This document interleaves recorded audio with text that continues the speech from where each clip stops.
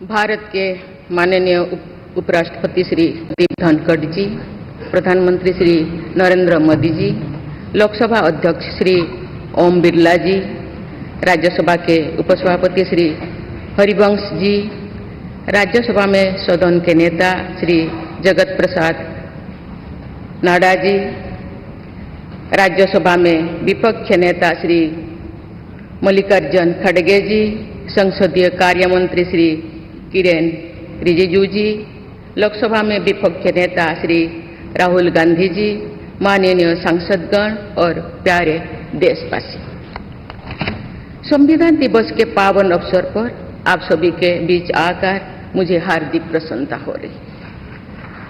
संविधान हमारे देश का सबसे पवित्र ग्रंथ है। आज हम सब एक ऐतिहासिक अवसर के भागीदार भी बन गए हैं और साक्षी भी।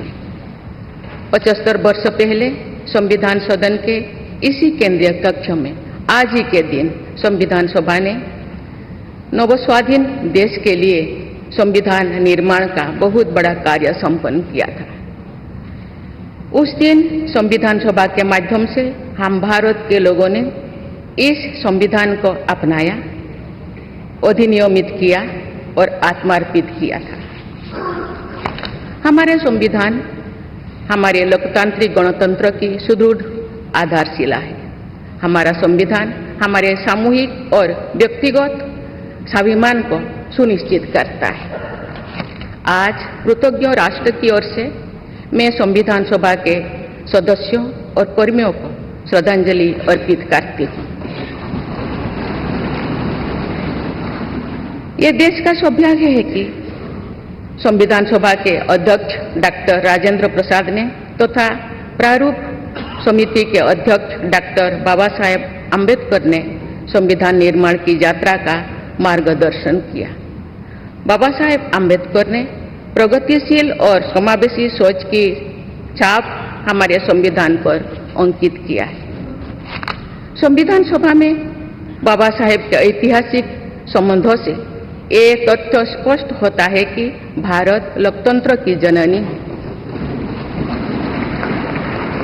अपने लोकतंत्र पर गौरव की इसी भावना के साथ आज हम सब इस विशेष अवसर पर एकत्र हुए हैं। ये अवसर संविधान सभा की 15 महिला सदस्यों के योगदान को स्मरण करने का भी है। हमें उन अधिकारियों के अमूल्य योगदान को भी याद रखना चाहिए जिन्होंने नेपथ्य में रहकर काम किया। उनकी कार्यनिष्ठा ने संविधान निर्माण की प्रक्रिया को सुचारू रूप से आगे बढ़ाया। उनमें प्रमुख भूमिका श्री BN राव की थी, जो संविधान सभा के संवैधानिक सलाहकार थे। मैं संविधान सभा के सचिव श्री HBR अंगगर, संयुक्त सचिव श्री SN मुखर्जी और उप सचिव श्री जुगल किशोर खन्ना को भी उल्लेख करना चाहूंगी। माननीय सांसदगण, स्वतंत्रता के 75 वर्ष पूर्ण होने पर मैं सभी देशवासियों ने आज़ादी का अमृत महोत्सव मनाया। आगामी 26 जनवरी को हम अपने गणतंत्र की 75वें वर्षगांठ मनाएंगे। इस तरह के समारोह हमें अब तक की यात्रा का अवलोकन करने और आगे की यात्रा की बेहतर योजना बनाने के अवसर प्रदान करते हैं। ऐसे समारोह हमारी एकता को मजबूत बताने की तथा ये दर्शाते हैं कि राष्ट्रीय लक्ष्यों को प्राप्त करने के प्रयासों में हम सब एक साथ हैं। हमारे स्वाधीनता संग्राम के दौरान अनेक महान विभूतियों ने हमारे राष्ट्रीय आदर्शों को रेखांकित किया था। हमारी संविधान सभा में हमारे देश की विविधता को अभिव्यक्ति मिली थी। संविधान सभा में सभी प्रांतों और क्षेत्र के प्रतिनिधियों की उपस्थिति से अखिल भारतीय चेतना को शोर मिला था। संविधान सभा के वाद विवाद तथा सदस्यों के संबोधनों में हमें संविधान निर्माण की प्रक्रिया के साथ साथ अपने देश के बारे में गहरी जानकारी प्राप्त होती है। आज जिन पुस्तकों का विमोचन किया गया तथा जो शॉर्ट फिल्म्स दिखाई गई उनमें लोगों को हमारे संविधान निर्माण के गौरवशाली इतिहास का परिचय प्राप्त होगा। एक अर्थ में भारत का संविधान कुछ महानतम मेधावी लोगों द्वारा लगभग 3 वर्षों के विचार विमर्श का परिणाम था, लेकिन सही अर्थ में ये हमारे लंबे स्वाधीनता संग्राम का परिणाम था। उस अतुलनीय राष्ट्रीय आंदोलन के आदर्शों को संविधान में अत्यंत महत्वपूर्ण स्थान दिया गया। उन आदर्शों को सुस्पष्ट और संक्षिप्त रूप से संविधान की प्रस्तावना में व्यक्त किया गया है।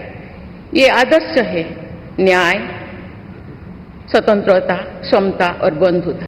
ये आदर्श सदियों से भारत को परिभाषित करते रहे हैं। संविधान की प्रस्तावना में उल्लिखित आदर्श एक दूसरे के पूरक है। समग्र रूप से ये सभी आदर्श ऐसा वातावरण उपलब्ध कराते हैं जिसमें हम नागरिक को फूलते फलते समाज में योगदान देने तथा साथी नागरिकों की मदद करने का अवसर मिलता है।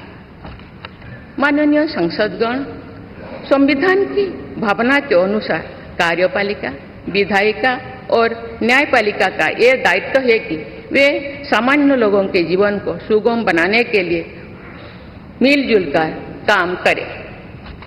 संसद द्वारा पारित किए गए अनेक अधिनियमों से जन आकांक्षाओं को अभिव्यक्ति मिली है। देश के आर्थिक एकीकरण के लिए स्वतंत्रता के बाद का सबसे बड़ा टैक्स सुधार गुड्स एंड सर्विसेज टैक्स को के रूप में किया गया है। वर्ष 2008 में राष्ट्रीय पिछड़ा बल्क आयोग को संवैधानिक दर्जा प्रदान किया गया है। वुमेन लेड डेवलपमेंट की सोच को यथार्थ रूप देना सामाजिक न्याय के संवैधानिक आदर्शों को प्राप्त करने के लिए अनिवार्य है। नारी शक्ति बंधन अधिनियम द्वारा हमारे सशक्तिकरण के एक नए युग की शुरुआत की गई है।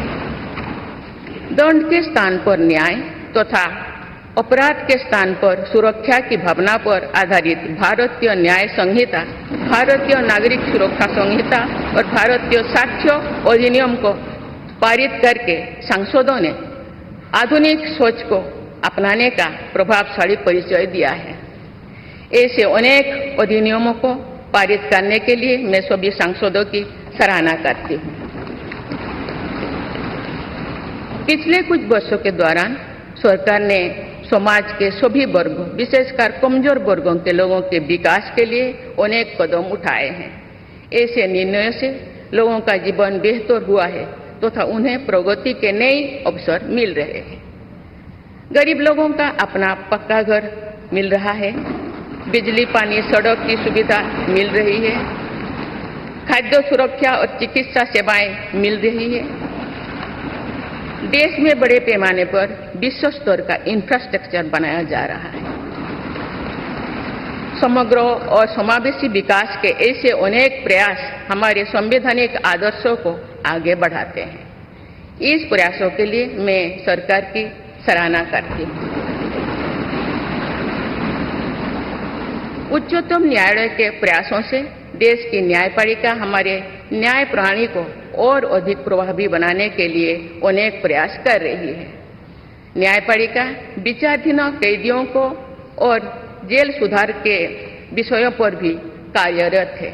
हमारे देश में मूलभूत अधिकारों का दायरा समय के साथ विस्तृत होता रहा है। अपेक्षाकृत कम साधन संपन्न लोगों को कानूनी सहायता प्रदान करने के संवैधानिक निर्देश प्रति जागरूकता और सक्रियता बढ़ रही है। माननीय सांसदगण, कार्यपालिका, विधायिका और न्यायपालिका के साथ साथ सभी देशवासियों की सक्रिय भागीदारी से हमारे संवैधानिक आदर्शों को शक्ति मिलती है। हमारे संविधान में प्रत्येक नागरिक के मूल कर्तव्यों का स्पष्ट उल्लेख किया गया है। भारत की एकता और अखंडता की रक्षा करना, समाज में समरसता की भावना का निर्माण करना, महिलाओं के सम्मान को सुनिश्चित करना, पर्यावरण की रक्षा करना, वैज्ञानिक दृष्टिकोण को अपनाना, सार्वजनिक संपत्ति की सुरक्षा करना तथा राष्ट्र को उपलब्धियों की नई ऊंचाई तक ले जाना नागरिकों के मूल कर्तव्यों में शामिल है। हमारा संविधान एक जीवंत और प्रगतिशील दस्तावेज है। बदलते समय की मांग के अनुसार नए विचारों को अपनाने की व्यवस्था हमारे दूरदर्शी संविधान निर्माताओं ने बनाए थे। हमने संविधान के माध्यम से सामाजिक न्याय और समावेशी विकास के अनेक बड़े लक्ष्यों को प्राप्त किया है। नई सोच के साथ हम भारत को विश्व समुदाय में नई पहचान दिला रहे हैं। हमारे संविधान निर्माताओं ने भारत को अंतर्राष्ट्रीय शांति और सुरक्षा को मजबूत बनाने में महत्वपूर्ण भूमिका निभाने का निर्देश दिया है। आज एक अग्रणी अर्थव्यवस्था होने के साथ साथ हमारा देश विश्व बंधु के रूप में ये भूमिका बेखूबी निभा रहे हैं। अपनाने की इसी भावना का उदाहरण हमारे संविधान निर्माताओं ने प्रस्तुत किया था। संविधान सभा के दूरदर्शी सदस्यों ने हमें एक प्रेरणादायक संविधान दिया जो अन्य देशों के लिए भी एक आदर्श साबित हुआ है। संविधान सभा के अध्यक्ष और मेरे प्रतिष्ठित पूर्ववर्तियों में सर्वप्रथम डॉक्टर राजेंद्र प्रसाद ने वर्ष 1949 में आज ही के दिन अपने भाषण में एक विचार व्यक्त किया था कि संविधान को जीवंत बनाए रखना उन लोगों पर निर्भर करता है जो उसका संचालन करते हैं। उन्होंने ये भी कहा था कि कई चीजें जो संविधान में नहीं लिखी जा सकती उनका संचालन परंपराओं के आधार पर किया जाता है। उन्होंने ये अपेक्षा व्यक्त की थी कि हमारा देश आवश्यक सामर्थ्य अर्जित करेगा और समुचित परंपराएं विकसित की जाएगी। मैं पूरी विश्वास के साथ कह सकती हूँ कि लगभग 3/4 सदी के संवैधानिक यात्रा के दौरान हमारे देश ने उन क्षमताओं को अर्जित करने और आर्थिक परंपराओं को विकसित करने में उल्लेखनीय सफलता प्राप्त की है। हमने जो अनुभव प्राप्त किए हैं आने वाली पीढ़ियों को उनसे अवगत कराया चाहिए। वर्ष 2015 में सरकार द्वारा 26 नवंबर को संविधान दिवस के रूप में मनाने का निर्णय लिया गया। तब से प्रत्येक वर्ष मनाए जा रहे संविधान दिवस के समारोह से हमारे युवाओं में देश के बुनियादी दस्तावेज यानी संविधान के विषय में जागरूकता बढ़ाने में मदद मिली है। संविधान के प्रति युवाओं में उत्साह को देखकर हम सब देश के भविष्य के प्रति आश्वस्त हो सकते हैं। मैं सभी देशवासियों से अनुरोध करती हूँ कि वे हमारे संवैधानिक आदर्शों को अपने आचरण में डालें, मूल कर्तव्यों का पालन करें तथा वर्ष 2047 तक विकसित भारत के निर्माण के राष्ट्रीय लक्ष्य के प्रति समर्पण के साथ आगे बढ़े। मैं संविधान दिवस के अवसर पर सभी देशवासियों को बधाई देती हूँ। आप सभी को मेरा शुभकामनाएं। धन्यवाद। जय हिंद, जय भारत।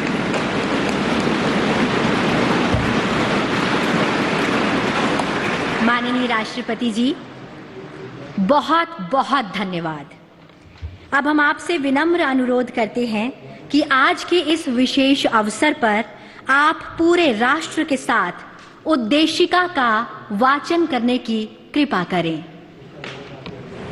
आप सभी से भी सादर अनुरोध।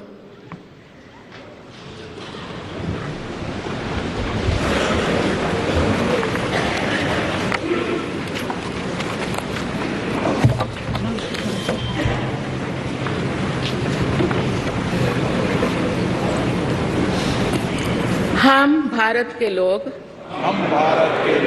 भारत को एक संपूर्ण प्रभुत्व संपन्न समाजवादी पंथ निरीक्षण लोकतांत्रिक गणराज्य बनाने के लिए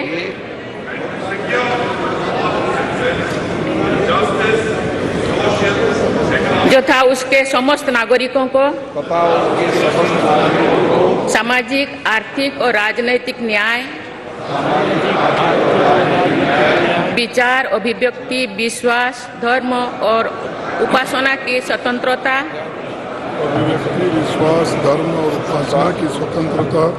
प्रतिष्ठा और अवसर की समता प्राप्त करने के लिए बनाने के लिए तथा उन सब में व्यक्ति की गरिमा उन सब में व्यक्ति की गरिमा और राष्ट्र की एकता और अखंडता अखंडता सुनिश्चित करने वाली बंधुता बढ़ाने के लिए बढ़ाने वाले दृढ़ संकल्प होकर अपनी इस संविधान सभा में आज तारीख 26 नवंबर 1949 ईस्वी को 26 नवंबर 1949 ईस्वी को एतद द्वारा इन संविधान को अंगीकृत अधिनियमित और आत्मार्पित करते हैं।